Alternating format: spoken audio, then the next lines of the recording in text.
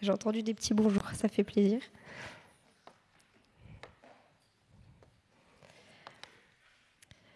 Avant de rentrer directement dans le message, j'avais à cœur de commencer par des remerciements. C'est peut-être pas très commun, mais des remerciements déjà à Dieu, parce qu'on a la possibilité d'être là. Des remerciements aussi à vous. Merci à chaque fois de la confiance que vous faites aux jeunes pour qu'on puisse vous servir. Donc merci à vous. Merci aux personnes qui servent, aux jeunes qui servent ce matin. Et puis à tous ceux qui ont prié, qui prient souvent pour les jeunes. Je sais qu'il y a pas mal de personnes qui prient et c'est même quotidien. Donc merci à vous. Et en dernier, je voudrais vraiment remercier, il y a 2 jeunes, peut-être que vous ne connaissez pas sur l'estrade, dans un. Merci d'être venus nous apporter votre soutien. Voilà.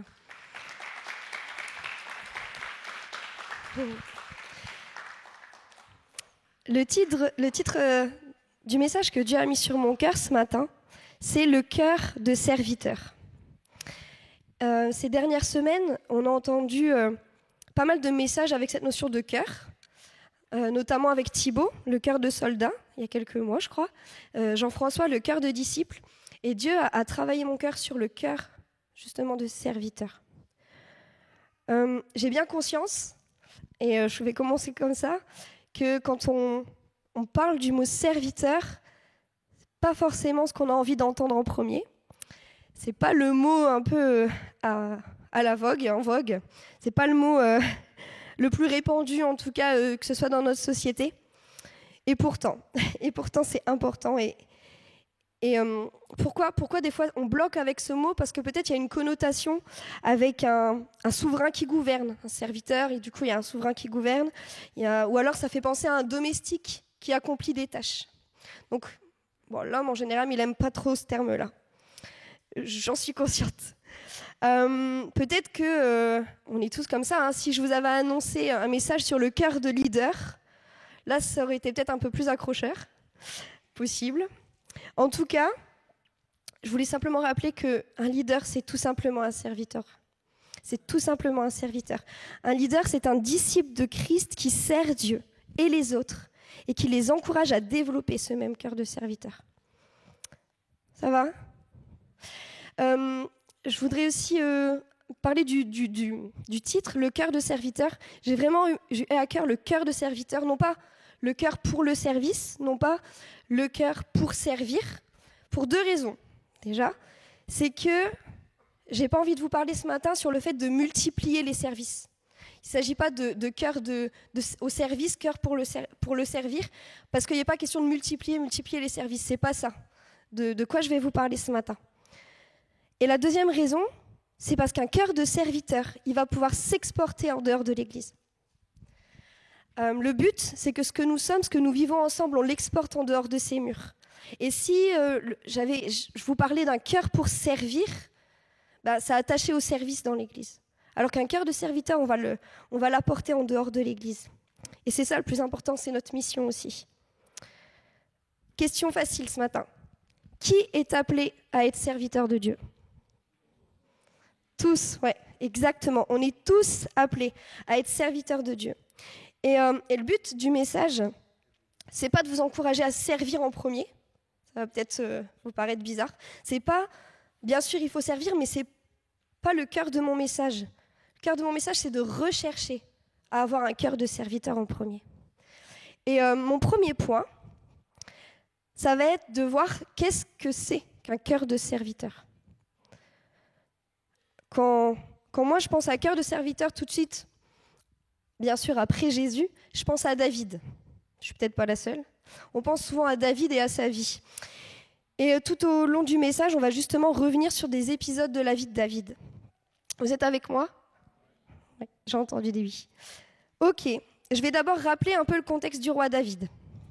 David fut le 2e roi d'Israël, qui a régné sur Israël après Saül. Et son ascension au trône ne se fit pas sans difficulté. Lui, c'était le dernier de sa fratrie.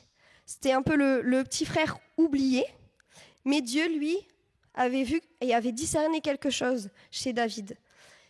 Il ne l'a pas choisi pour ses capacités à combattre, pour ses capacités à gouverner, mais parce qu'il a regardé au cœur. On connaît ce passage et j'avais à cœur de le reprendre.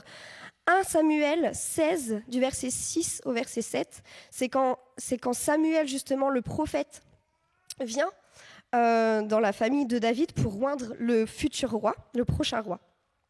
Lorsqu'ils entrèrent, donc ses frères, toute sa famille,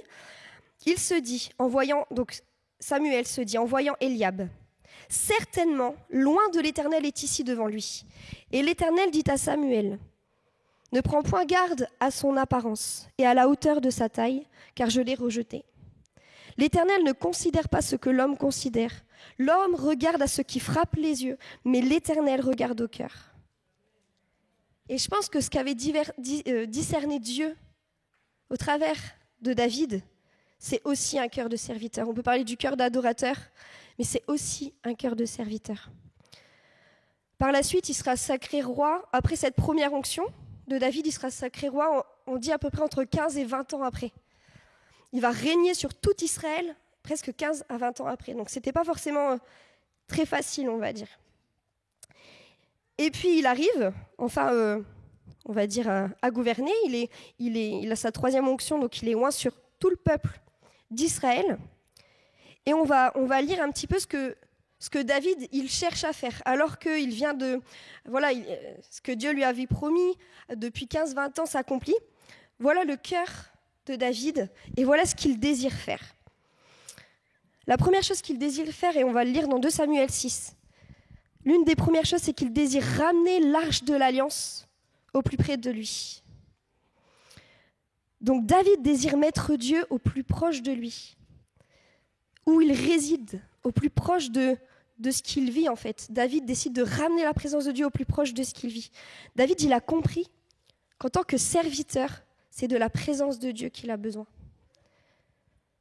Le cœur de serviteur, et c'est mon premier point, c'est un cœur qui a soif de la présence de Dieu dans tout ce qu'il vit. Le premier point, c'est que le cœur de serviteur est un cœur qui va rechercher Dieu et sa présence dans tout ce qu'il vit. Psaume 16, du verset 1 au verset 11. « Je bénis l'Éternel, mon conseiller. La nuit même, mon cœur m'exhorte. J'ai constamment l'Éternel sous mes yeux. Quand il est à ma droite, je ne chancelle pas. Aussi, mon cœur est dans la joie, mon esprit dans l'allégresse, mon corps repose en sécurité. Car tu ne livreras pas mon âme au séjour des morts, tu ne permettras pas que ton bien-aimé voie la corruption. Tu me feras connaître le sentier de la vie. Il y a d'abondantes joies devant ta face, des délices éternelles à ta droite. » Je ne vais pas rentrer dans le détail de comment le retour de l'Arche de l'Alliance s'est fait, parce que l'Arche de l'Alliance avait été prise par des ennemis. Mais simplement un passage de comment David, en fait, il attendait ce retour de l'Arche de l'Alliance, de la présence de Dieu auprès de lui. 2 Samuel 6, versets 14 à 15. David dansait de toute sa force devant l'Éternel. Il était ceint d'un éphod de lin. David et toute la maison d'Israël firent monter l'arche de l'Éternel avec des cris de joie et au son des trompettes.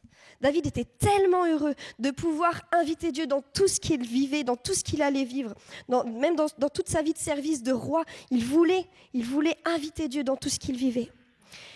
Il y a un prédicateur américain et auteur d'un livre, Poursuite de Dieu, Hayden Wilson Tozer, qui a dit ça. « Nous pouvons être occupés pour Dieu et pourtant ne pas marcher avec Dieu. » Je vais répéter. Nous pouvons être occupés pour Dieu et pourtant ne pas marcher avec Dieu. Et je vais à cœur de vous le dire, il est extrêmement dangereux de servir sans un cœur de serviteur. Il est extrêmement dangereux de servir sans avoir un cœur de serviteur. Pourquoi ? Car si nous servons sans avoir un cœur de serviteur, c'est plus Dieu qu'on sert. Ça va être les hommes et en particulier nous-mêmes. Si on n'a pas ce cœur de serviteur pour servir, c'est malheureusement la gloire de l'homme qui va être recherchée et plus celle de Dieu. Psaume 115, verset 1. Et c'est encore David qui parle. « Non pas à nous, Éternel, non pas à nous, mais à ton nom donne gloire. À cause de ta bonté, à cause de ta fidélité. Est-ce qu'on recherche la présence de Dieu dans tout ce qu'on vit? Est-ce que vous recherchez, et je m'inclus, est-ce que nous recherchons la présence de Dieu dans tout ce qu'on vit? Il n'y a pas des choses qu'on peut mettre sur le côté, il n'y a pas des choses qu'on peut trier. Dieu, il va être invité dans tout ce qu'on vit. Est-ce qu'on l'invite comme David a voulu ramener l'arche de l'Alliance au plus près de lui? Pour servir Dieu, il faut être avec Dieu. Pour servir Dieu, il faut être avec Dieu et rechercher à toujours le laisser agir dans notre vie. Donc le premier point, c'est qu'un cœur de serviteur, c'est un cœur qui va rechercher à inviter Dieu dans tout ce qu'il vit. Il va rechercher la présence de Dieu. Le deuxième point, c'est qu'un cœur de serviteur est un cœur obéissant. Et ce n'est pas un cœur qui va obéir par crainte, par contrainte, mais par amour. Le cœur du serviteur est un cœur obéissant. Avoir un cœur obéissant, c'est simplement faire ce que Dieu nous demande. Pas plus, pas moins. Simplement faire ce que Dieu nous demande. Et pour illustrer ce point, on va continuer. David vient d'être, on va dire, couronné roi sur tout Israël.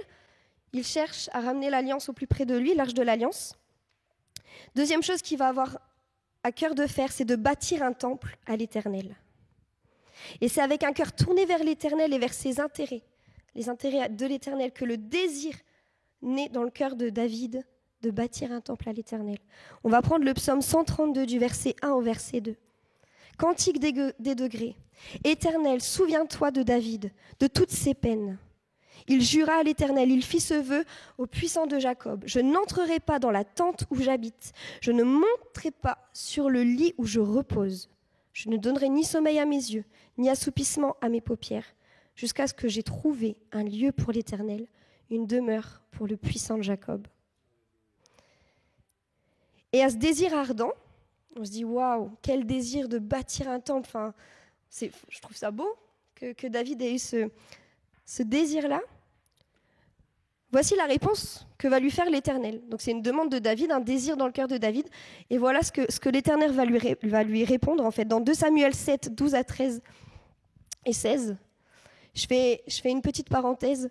Il y a André qui est au rétroprojecteur et il y a pas mal de versets ce matin. Donc je crois qu'il va nous faire une tendinite à la fin. Courage.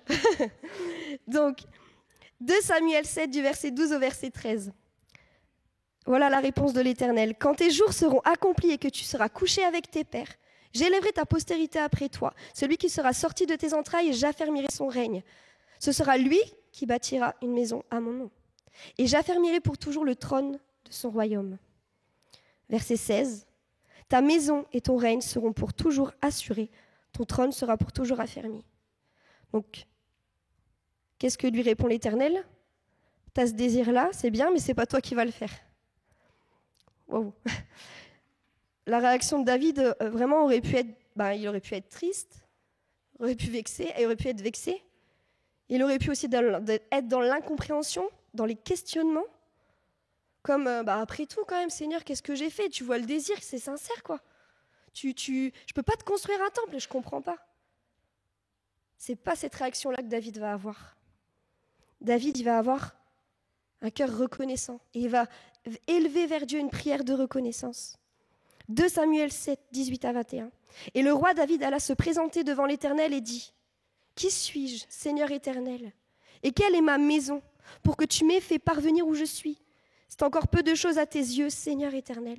Tu parles aussi de la maison de ton serviteur pour les temps à venir, et tu daignes instruire un homme de ces choses, Seigneur éternel. Que pourrait te dire de plus David? Tu connais ton serviteur, Seigneur éternel. À cause de ta parole et selon ton cœur, tu as fait toutes ces choses pour les révéler à ton serviteur. » Un cœur de serviteur se réjouira de voir grandir et servir les générations après lui. Amen. Celui qui a ce cœur de serviteur servira à la transmission, servira à aider. Et c'est ce qu'il a. C'était le cœur de David. Pourquoi David il a réagi comme ça? Tout simplement parce que il avait conscience qu'il y avait quelque chose de plus important que sa propre vie et que ses propres désirs, même ses désirs envers l'Éternel. Et je vais vous illustrer. On va prendre 2 cas. Okay, on va tous se mettre dans le cas. On va tous imaginer comment on aurait réagi.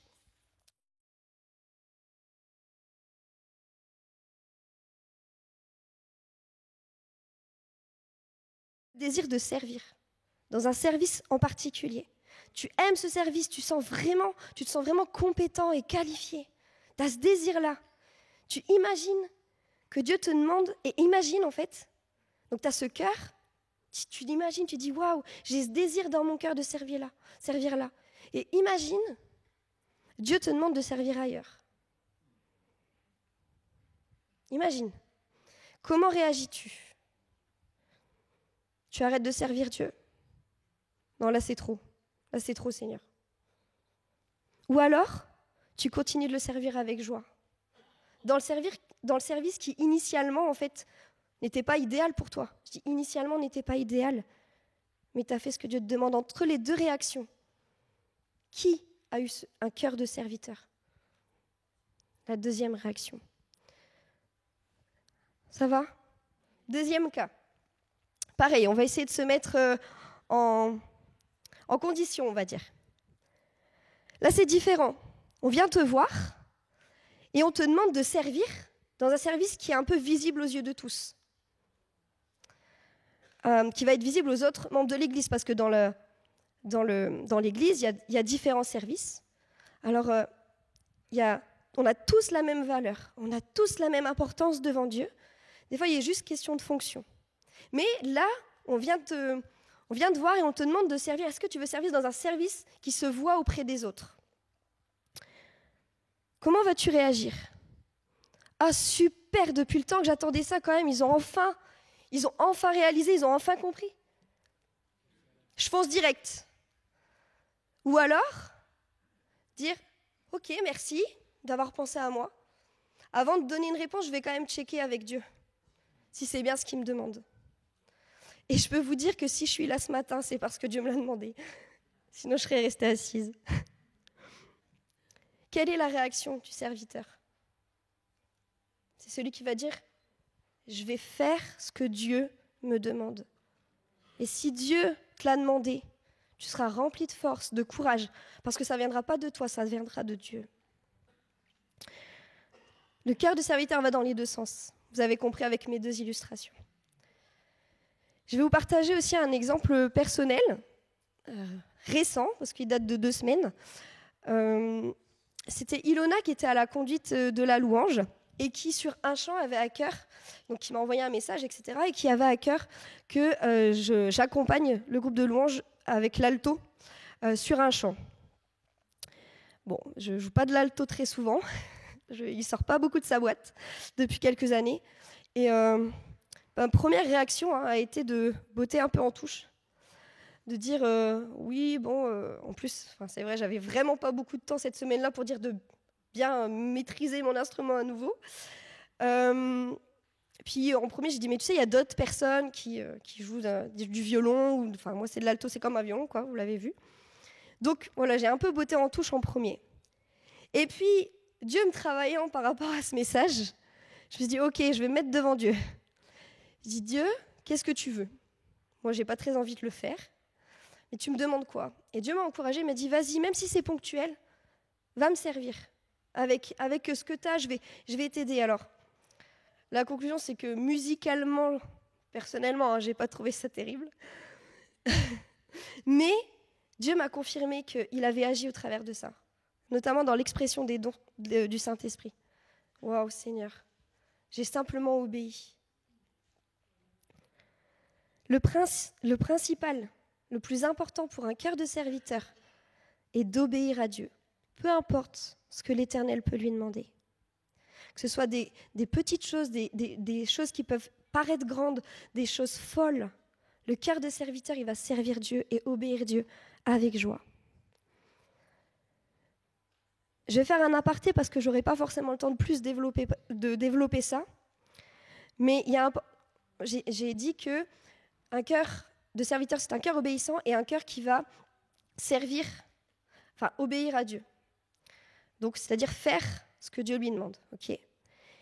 Et je veux aller un petit peu plus loin, c'est aussi le comment on va faire la chose. Donc Dieu nous demande quelque chose et il va aussi nous dire des fois comment le faire. Ça m'a fait penser à l'exemple de Moïse avec les eaux de Mériba. Et on va simplement lire le passage dans Nombre 20, du verset 7 au verset 13. L'Éternel parla à Moïse et dit : prends la verge et convoque l'assemblée, toi et ton frère Aaron. Vous parlerez en leur présence au rocher, et il donnera ses eaux. Tu feras sortir pour eux de l'eau du rocher, et tu abreuveras l'assemblée et leur bétail. Moïse prit la verge qui était devant l'Éternel, comme l'Éternel le lui avait ordonné. Moïse et Aaron convoquèrent l'assemblée en face du rocher, et Moïse leur dit : écoutez donc, rebelles, est-ce de ce rocher que nous ferons sortir de l'eau ? Puis Moïse leva la main et frappa 2 fois le rocher avec sa verge. Il sortit de l'eau en abondance. L'assemblée but, et le bétail aussi.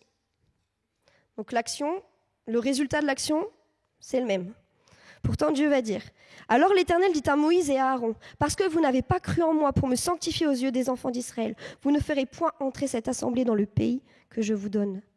Ce sont les eaux de Mériba, où les enfants d'Israël contestèrent avec l'Éternel qui fut sanctifié en eau.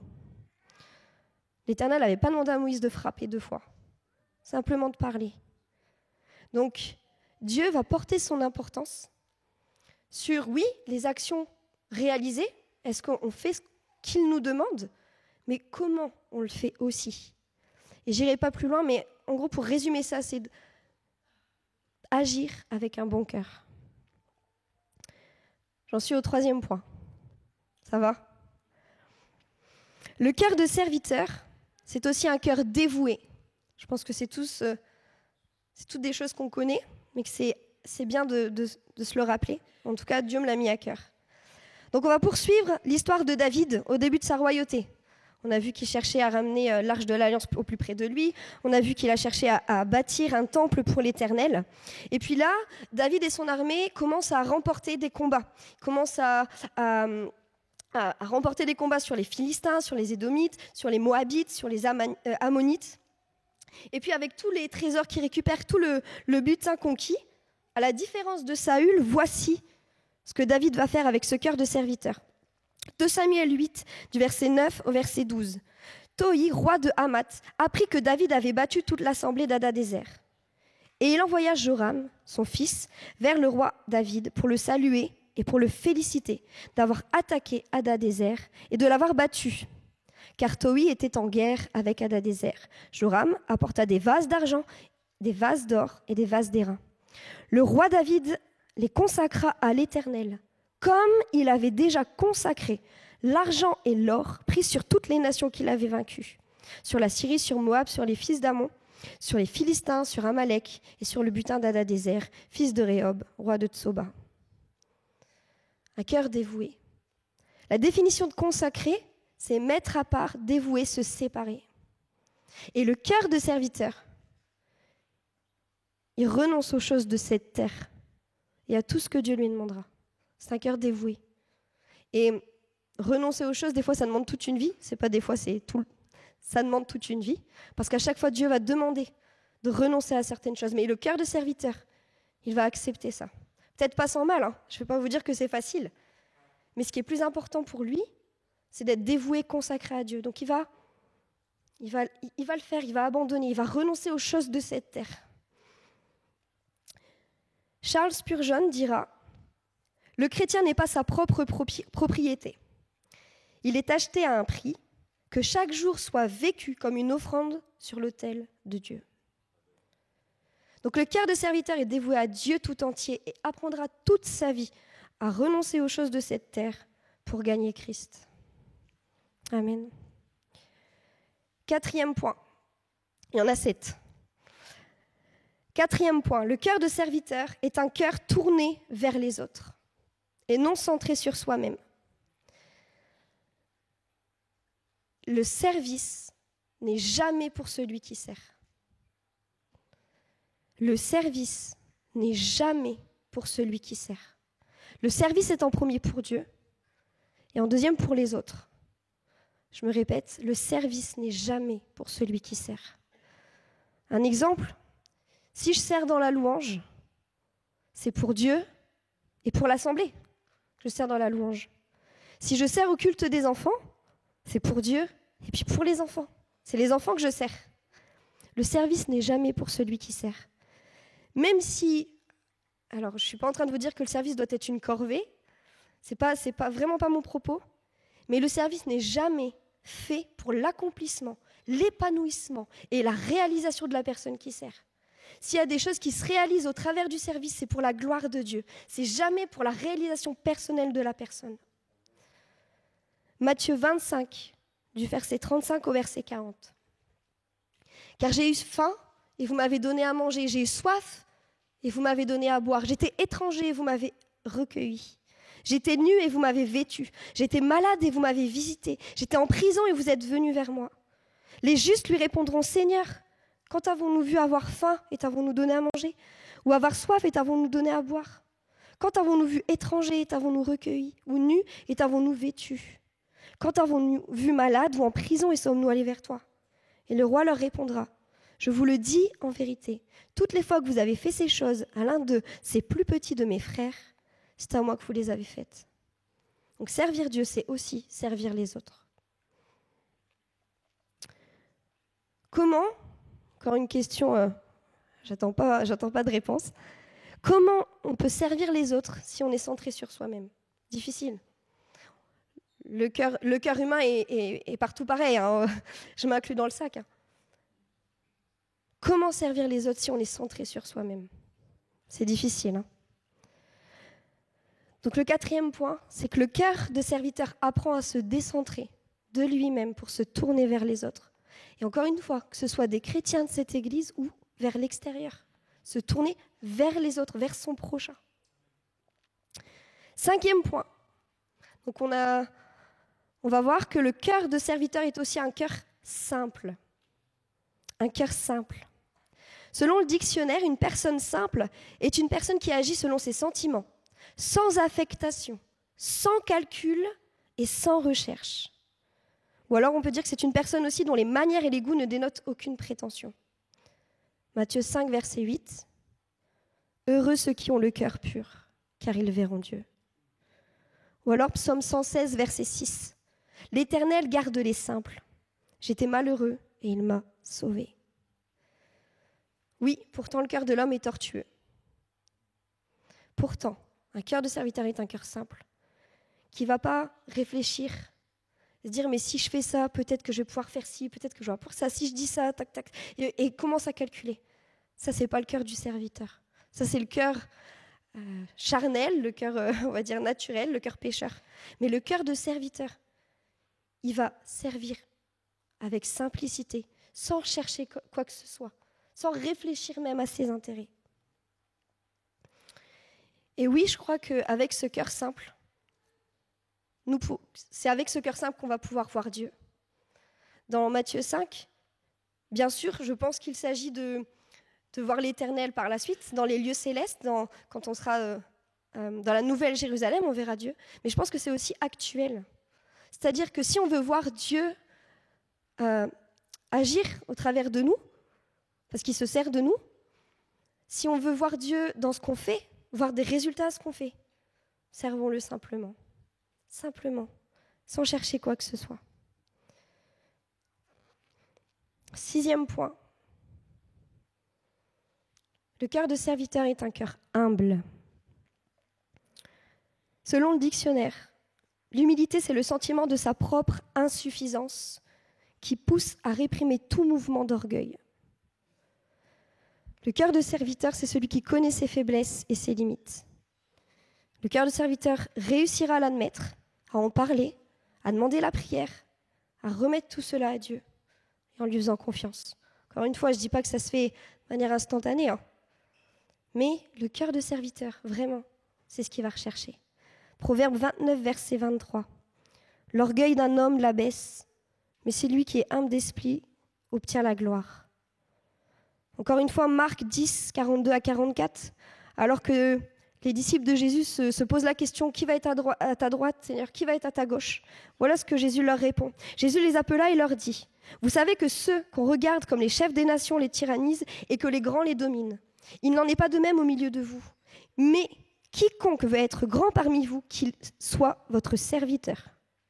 Et quiconque veut être le premier parmi vous, qu'il soit l'esclave de tous.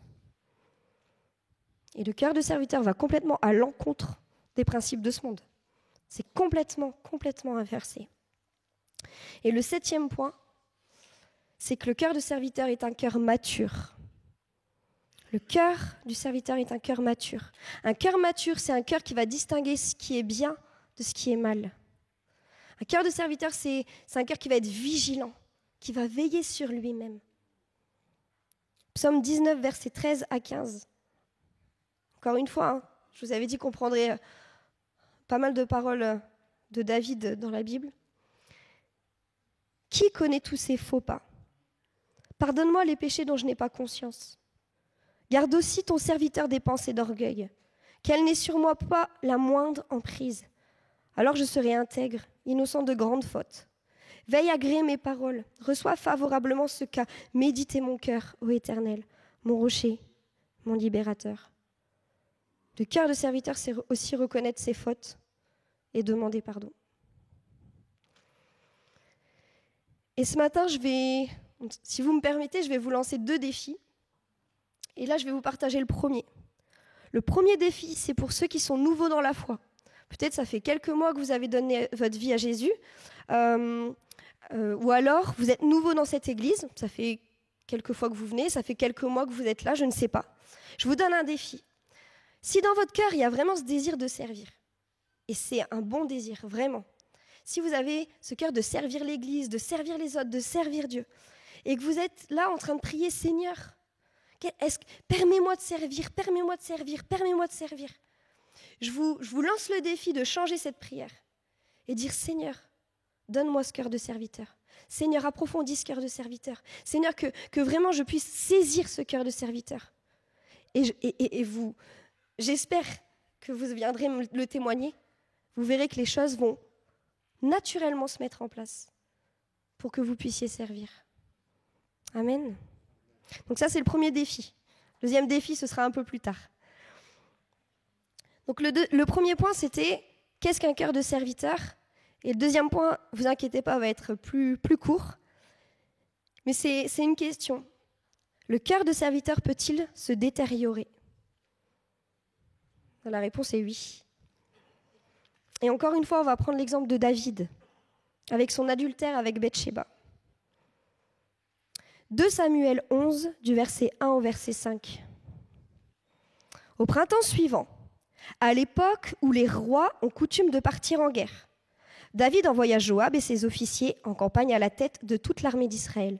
Ils ravagèrent le pays des Ammonites et mirent le siège devant Rabba, leur capitale. David était resté à Jérusalem. Or, vers le soir, après avoir fait la sieste, David se leva et alla se promener sur le toit, en terrasse de son palais. De là, il aperçut une femme qui se baignait. Cette femme était très belle.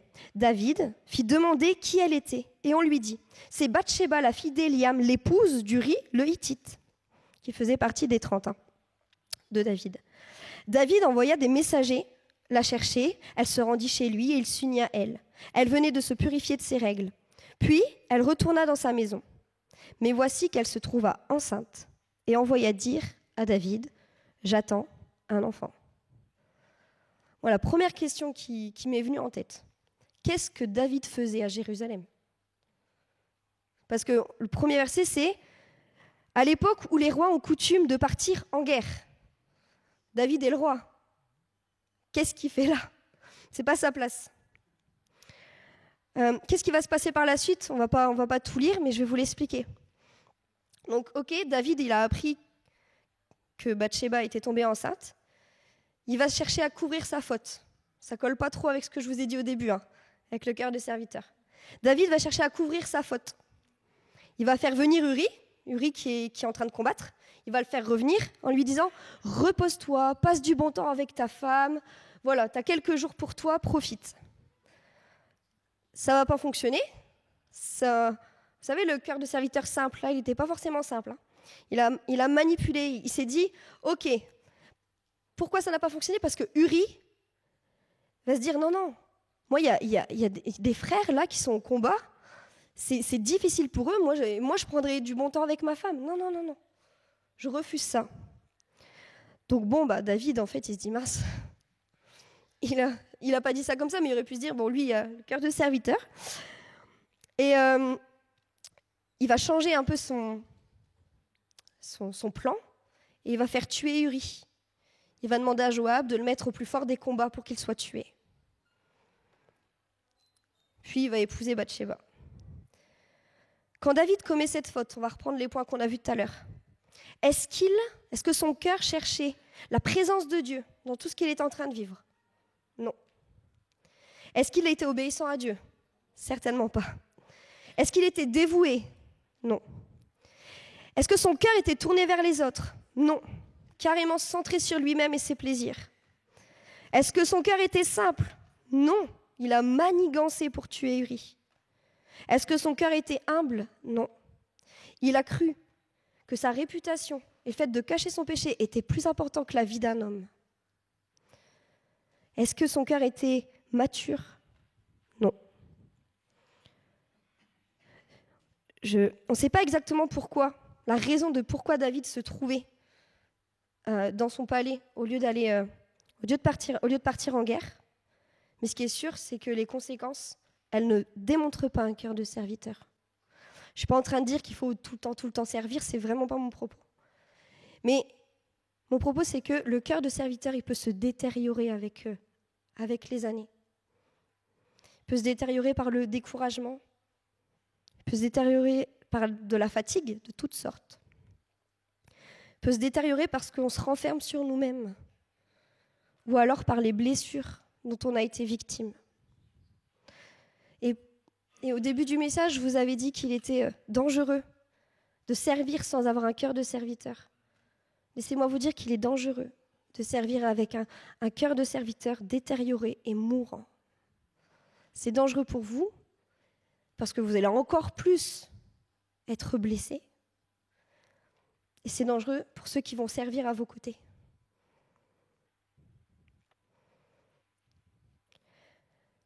Alors par la suite, donc David a commis sa faute, a essayé de le couvrir, mais Dieu évidemment sait toute chose et va envoyer son prophète Nathan, qui va venir voir David et va lui dire « On sait ta faute, voilà ce que tu as fait ». Et là, enfin, le cœur de serviteur de David va se réveiller. Il va sortir de son sommeil. Et là, il va retrouver ce cœur de serviteur parce qu'il va demander pardon. Sincèrement pardon, amèrement pardon. Voilà ce qu'il va dire dans le psaume 51 du verset 2 au verset 5. Lorsque Nathan le prophète vient à lui, après que David fut allé vers Bathsheba, « Ô Dieu, aie pitié de moi dans ta bonté. Selon ta grande miséricorde, efface mes transgressions. Lave-moi complètement de mon iniquité et purifie-moi de mon péché.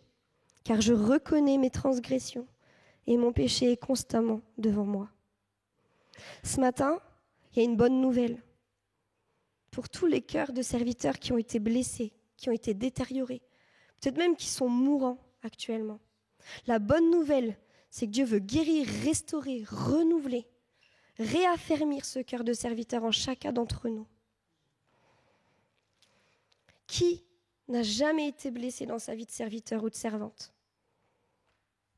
S'il y a une main qui se lève, je voudrais bien discuter à la fin avec vous. Qui n'a jamais blessé ou attristé quelqu'un dans sa vie de serviteur ou de servante? Personne. Moi la première. Ça m'arrive de blesser. Le serviteur, on a vu qu'il était mature et il comprendra qu'il est de sa responsabilité de veiller sur ce cœur de serviteur pour qu'il ne soit pas mourant. Et le cœur de serviteur, ce n'est pas quelque chose de figé, ce n'est pas quelque chose qu'on acquiert et ça reste comme ça et ça ne bouge pas. Comme je vous l'ai dit, on peut se le voir détériorer. Donc il nous faut en fait toujours chercher à déjà approfondir ce cœur de serviteur, à traiter et soigner régulièrement ce cœur de serviteur. Pour résumer, aux moindres signaux de blessure, de ressentiment, il faut qu'on aille vers Jésus. pour recevoir sa guérison par son Saint-Esprit. Et mon deuxième défi que je lance à l'Église, à ceux qui servent déjà, comment se porte ton cœur de serviteur ce matin? Laisse Dieu sonder ce cœur de serviteur. Laisse Dieu le restaurer. Laisse Dieu remettre la vie dans ce cœur de serviteur. J'en suis à ma conclusion.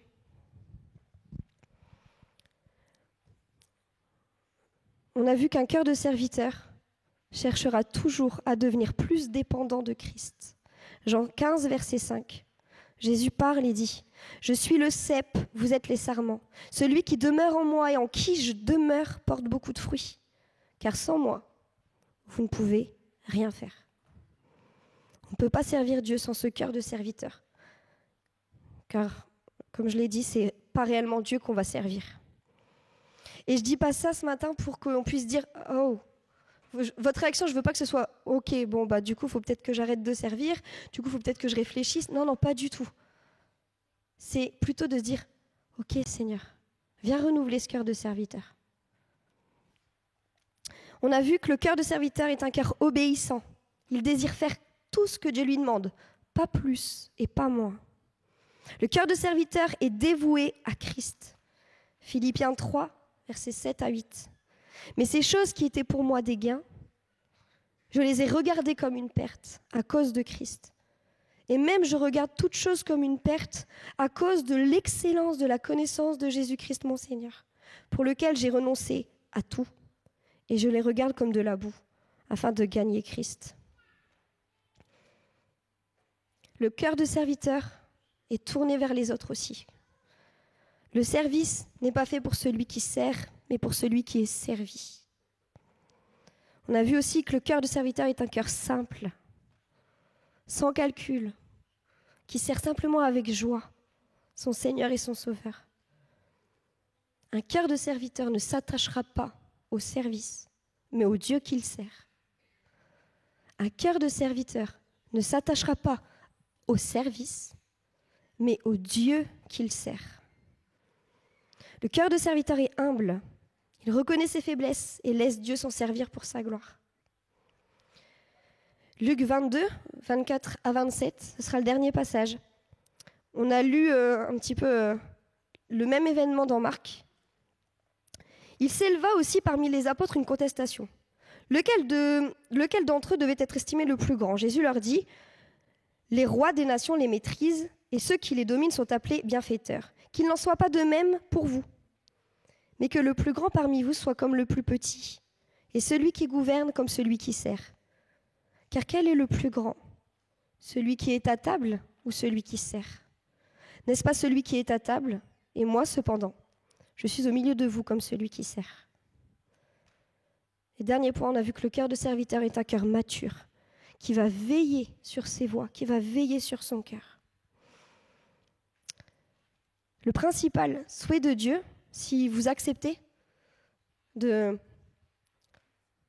laisser Dieu restaurer ce cœur de serviteur, le premier souhait, le principal souhait de Dieu, c'est de vous transformer, de nous transformer en profondeur. Amen. Je propose qu'on puisse baisser les fronts. Seigneur, je te remercie pour tous les cœurs de serviteurs qu'il y a dans cette assemblée ce matin. Je me réjouis, Seigneur, de voir la beauté de ton Église et ces cœurs de serviteurs. Mes pères, tu vois aussi les cœurs de serviteurs qui sont en train de mourir.